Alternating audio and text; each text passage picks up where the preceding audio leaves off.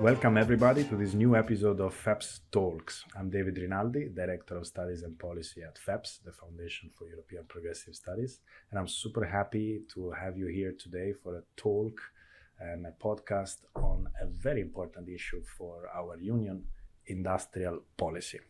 It was treated quite for a long time as a bad word, but now is a little bit more in vogue, also thanks to the EU competitiveness agenda and the need to relaunch our economy and our industry, to decarbonize it and to relaunch it so that we can ensure prosperity for the union.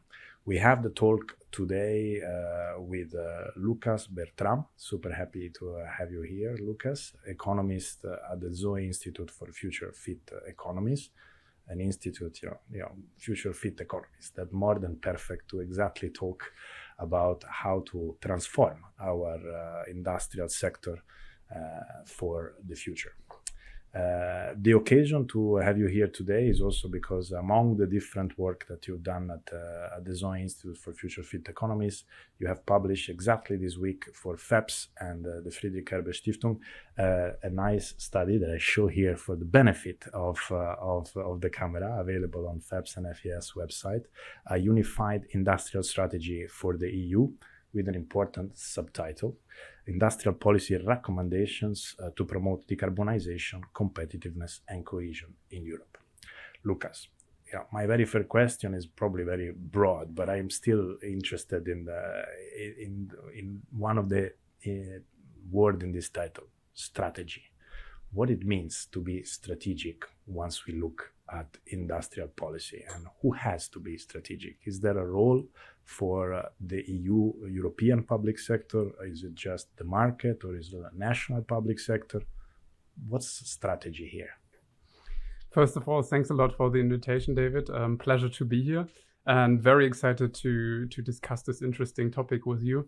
Actually, when I started this work, I looked up the definition of strategy because I was interested in what does it actually mean.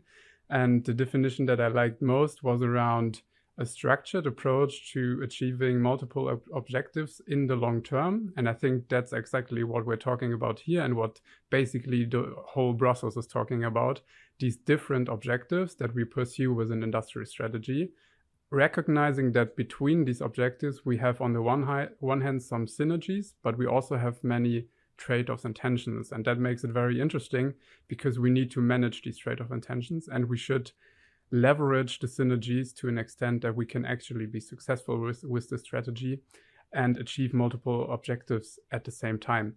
And I think this probably we have the best shot at actually achieving that with a good interplay between the public and the private sector. So I would say it needs both the private sector and the public sector. But I think in this specific context, there's definitely a significant role for the public sector to play. I think we can easily explain that with the concept of market failures, because market failure, they are like the very prominent example of justifying why do we need public sector intervention. And if we look at different objectives that we pursue with the strategy, we can start, for example, with decarbonization, then we see these market failures. So again, very prominent example for a market failure is companies polluting our air and not paying the social costs for that. We already have the European emissions trading scheme for that, but it doesn't cover all the sectors that we have. But it's a typical example of why we need the public sector. And you can also then extend that to other objectives. So for example, very hot topic at the moment, economic security, strategic autonomy. Here we see that because of commercial interest, understandably, companies have built up some dependencies, for example, by producing in China or exporting to China. So from a private company perspective, that might have been an efficient or good decision. But from a societal, political perspective, it created some dependencies that we now want to reduce. And I think these examples nicely illustrate why the public sector needs to play a significant role in this industrial strategy. You have actually pointed in the direction of this multiplicity of objectives, and I think it's a good way put it. Sometimes I would even refer to them as buzzwords. And I would try to benefit from your presence here to help us make a little bit of clarity among all these concepts that are floating around Brussels. For my sake and for our listeners. Of course, there's the competitiveness, but then also the industrial strategy. Then we're also looking at strategic autonomy. We are looking also at economic security. We are looking at the Green Deal industrial plan. So what is the correlation of this? What is the objective? And actually, maybe even more relevant, what is the goal and what are the tools to arrive to the real goal? Good question. Let me try to disentangle these concepts a bit. Maybe starting with competitiveness, because that is very obviously very central at the moment to the debate. I would say when we talk about competitiveness, so the basic idea is the ability to compete. Actually, the concept comes more from the business sector. So there it's about how can one single company compete in a market, and then this concept was transferred to more the sectoral level or even the whole national level. But anyway, the concept is about the ability to compete in markets. And what is very important here to distinguish is cost competitiveness versus technological competitiveness. And that has many implications, because if we talk about cost competitiveness, then we often hear something like cost of labor and arguments for we need to stop the increases in wages, which would make us more cost competitive. But that totally neglects that Europe's strengths mainly lie in sectors where it's not mainly about cost competitiveness, but rather about technological competitiveness, and that we actually need to have the best technologies and we need to be very innovative. So I think this is really important to keep in mind when discussing this concept.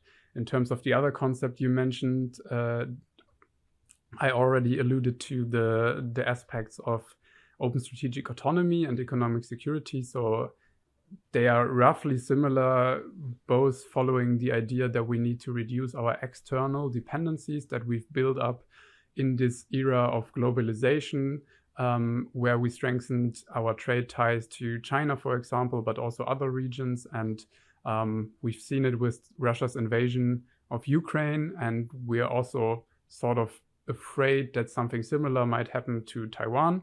And in these situations, we want to have some leverage over these countries, and we don't want to be too dependent on them, so that we can, for example, enact sanctions as we did towards Russia. So at the moment, it's also a lot about how can we decrease our dependence on China. What I really found interesting is your question about what are then actually objectives and what are more the tools. Personally, I always struggle to understand this differentiation between objectives and tools as a binary concept. I think it's probably more like a continuum. And I would say at the very end of this continuum, to me, is the overall purpose of the economy. So at ZOE Institute, we've recently wrote a paper about economic resilience, and there we have defined what is actually the ultimate objective of the economy.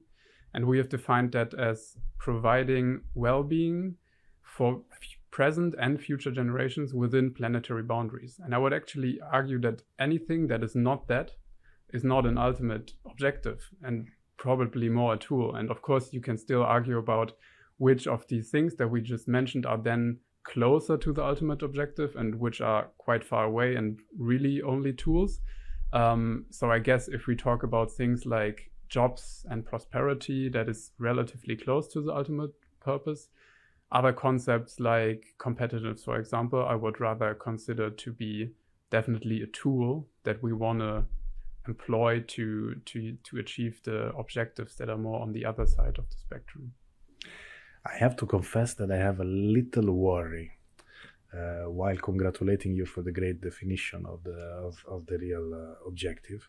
One of my worries is that these I wouldn't say obsession, but prioritization that the European Union is doing of competitiveness might actually ultimately create problems to the prosperity and well-being of people within the boundaries of the resources given in this planet.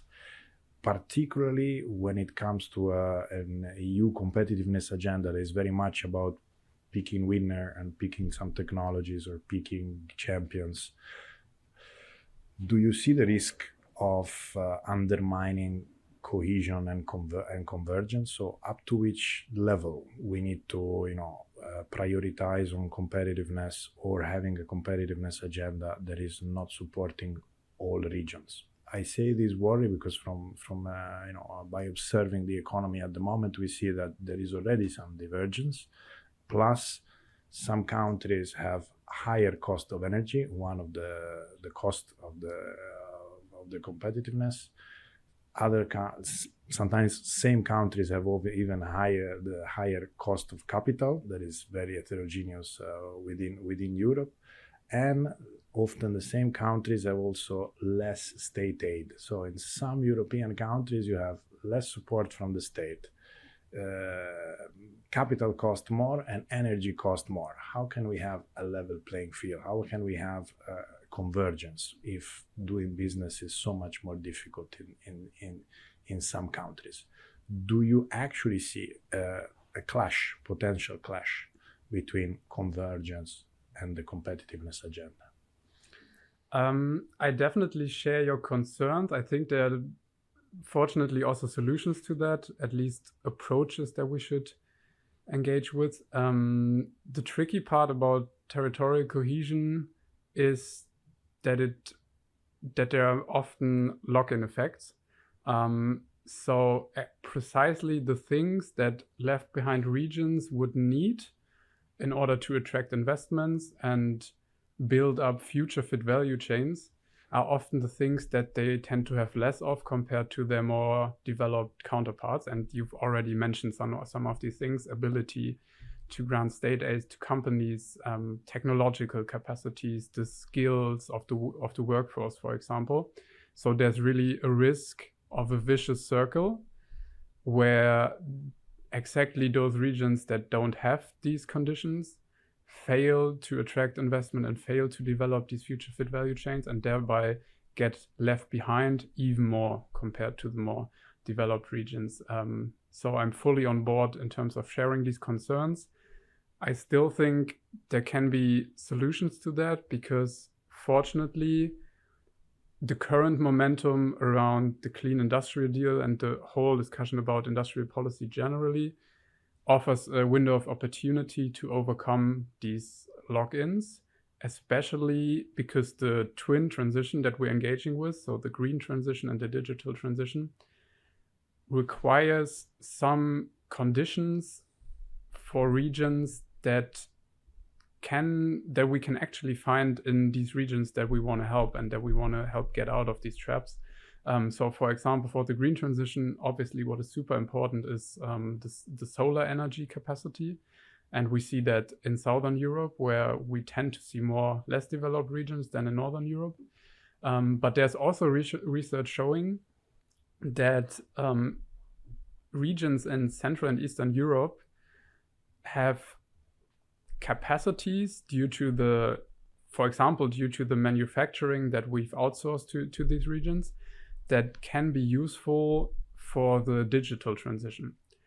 And I think a successful EU industrial strategy should really try to create a win-win situation between these things.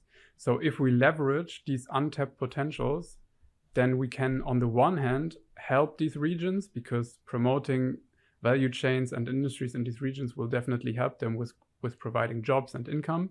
But at the same time, it can also be beneficial to the whole EU, because it actually means building up future fit value chains that in the long run are very competitive, because we build them up in the regions where we have the best long-term potentials.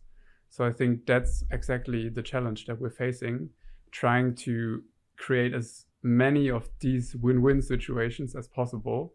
Of course, I don't want to be naive, because I know that it won't work for every region. There will still be regions that unfortunately don't have these capacities to contribute to these value chains. And these regions continue to rely on cohesion policy, for example. but I think there's definitely some room for improvement in Europe in terms of untapping these potentials that I mentioned.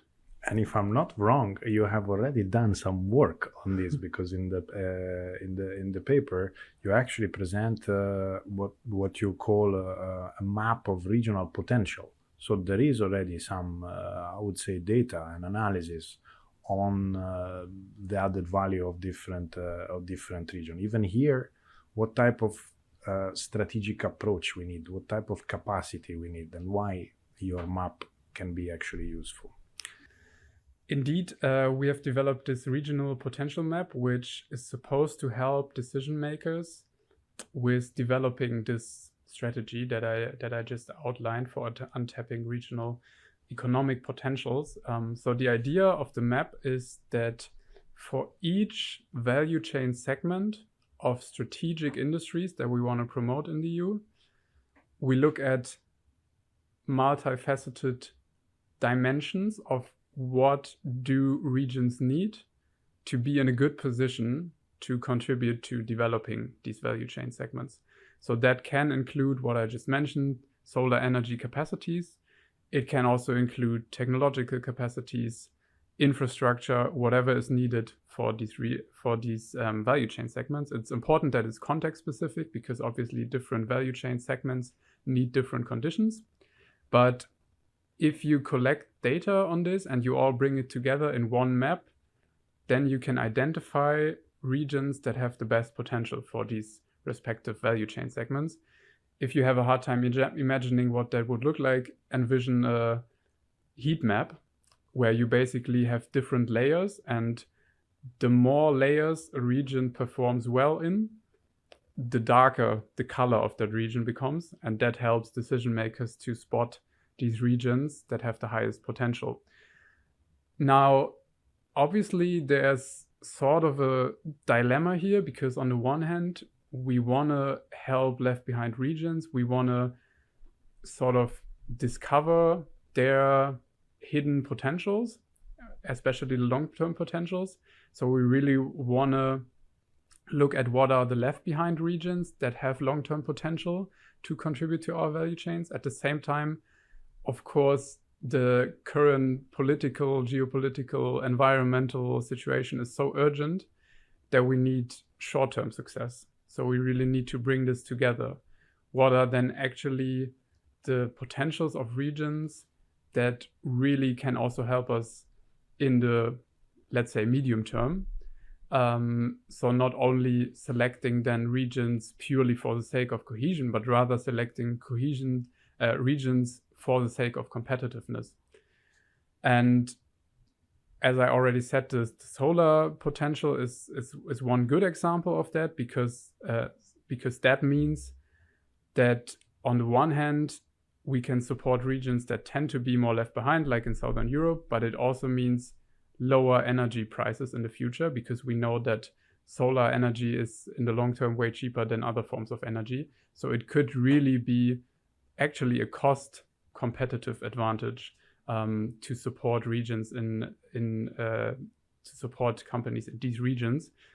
Coming back to your question of what exactly is needed for that, of course, we need to support the regions with exactly those conditions where they don't perform well.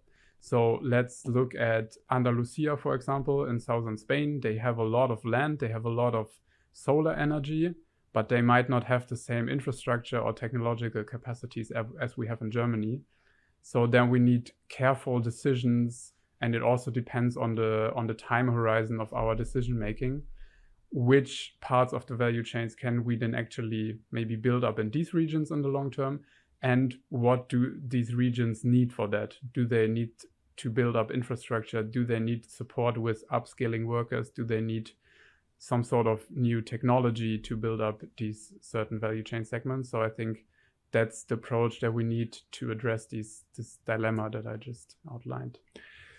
Allow me to stay on this topic of regions and the EU a little longer, because in the policy study, A Unified Industrial Strategy for the EU, you also have a great contribution on the multi-level governance aspect, on actually how the strategy should be combined. What's the role of the different line, of the different level of governance?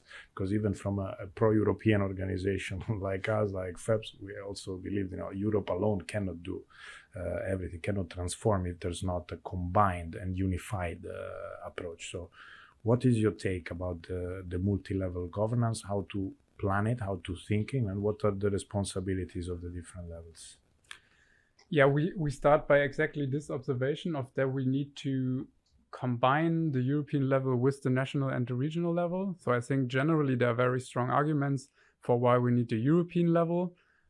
We need to untap the potential of all regions. We can make use of economies of scale, for example, but at the same time, it shouldn't be a top-down approach that comes from Brussels and that member states and regions have to adhere to, but it should rather be something that they can shape and that they can engage in as a process. So this is why we're advocating for this multi-level governance approach. So that would mean, on the one hand, that member states do not only engage with the Commission, so with the EU level, there's not only this type of engagement, but there's also engagement between the member states and the regions, because the regions most likely will have the best knowledge about what are their unique potentials that they can contribute. So that should be one aspect of that there's a dialogue between member states and regions.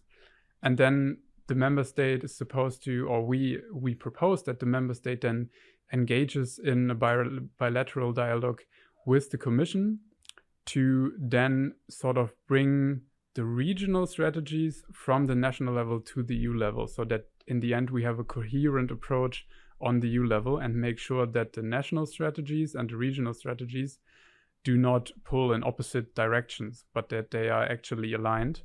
So what we concretely propose, for example, is integrating this type of exchange into the European semester. So in the European semester, we already have sort of coordination between the EU level and the member state level on budgetary policies, and we propose to also integrate an exchange on industrial modernization, where then the member states can share with the Commission what they think are the potentials that they can contribute. And the Commission's job would then be to sketch out a strategy that then is, in the best case, also supported by the member states, that would then take into account all the different potentials that come from the regions, and so that in the best case, in the end, everyone, both the EU level and the member state and regional level, agree on an overall strategy. Very interesting, thank you. Let me ask you one of the frequent and difficult questions at the time. I think one of the questions that all progressives here in Brussels and in many capitals have asked themselves or are trying to respond. Basically, what is the social and employment angle of this competitiveness agenda and the Green Deal industrial plan? So there has been a lot of debate on the Letta report first, the Draghi report after that. We know we will go into the direction of competitiveness and also deepening of the single market. If you are to mention what are the, I would say, less strictly economic policy measures, but very relevant for the economy and for the prosperity and well-being that you said that are the ultimate objectives, what would come to mind as important policies to accompany or to substantiate the employment and social matters?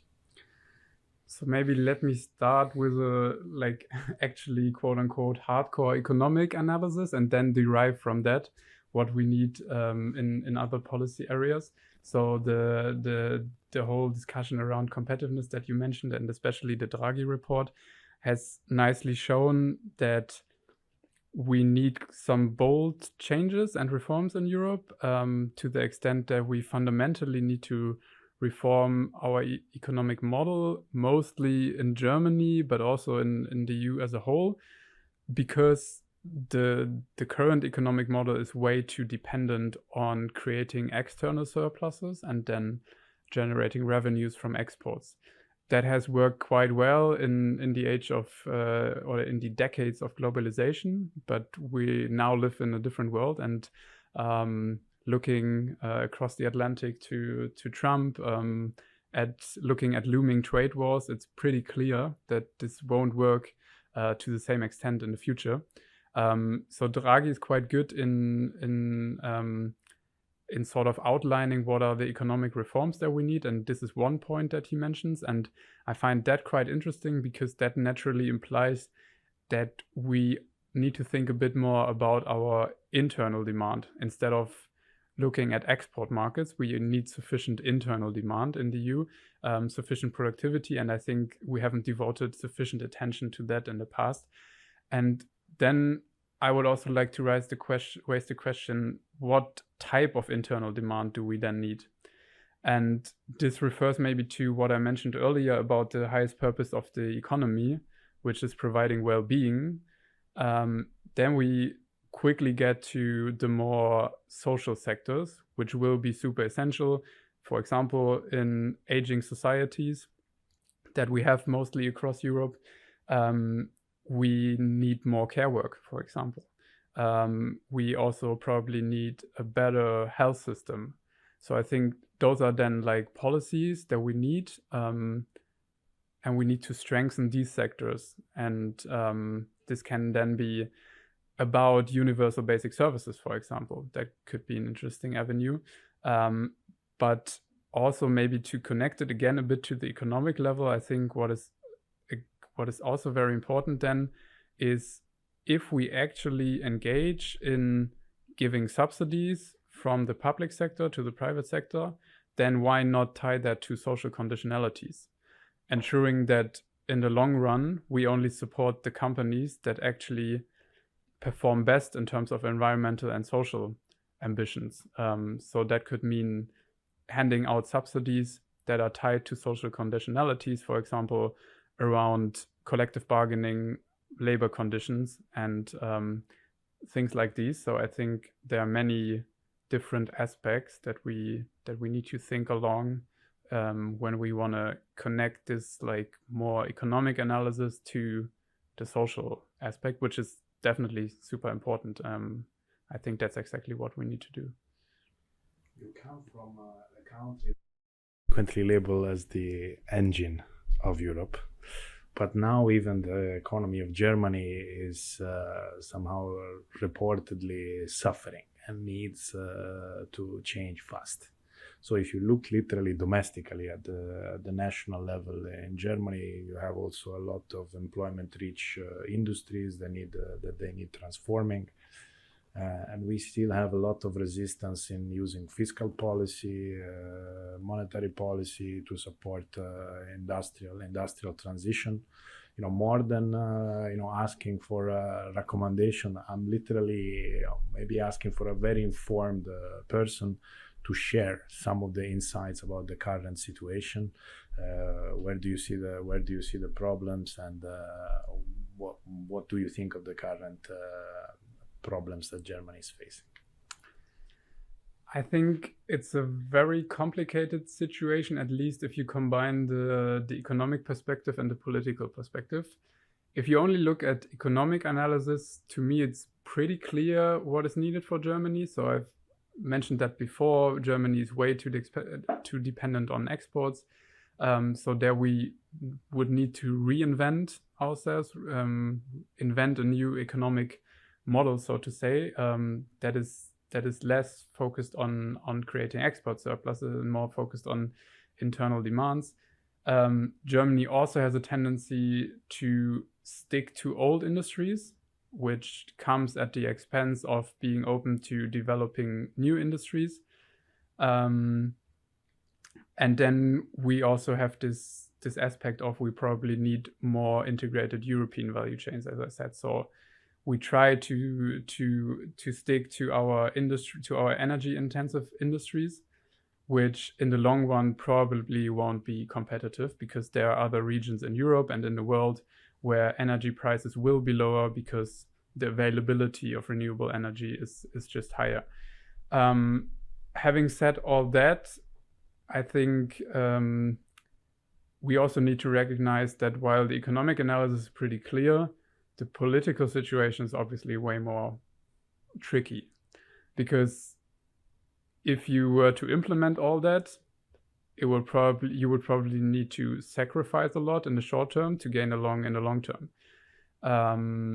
So there, like if we're talking about energy intensive industries, we have many jobs in these industries, and if we were to at least shift some of these value chains, like some parts of these value chains, the very first part of these value chains, to other regions, it might mean some job losses. Similarly for the car sector, which is very central in Germany, if we talk about letting go of rather old industries and focusing more on the future-fit new industries, this might also come with job losses. So I see that this is very challenging, and I'm very far from having a perfect answer for how to deal with that. I just think in such a situation that is so complex, we need to have a complex solution that does justice to the complexity of the situation. Part of which we try to outline in the study that you mentioned. If we zoom in a bit more into the job dimension, then I think what is really important here is to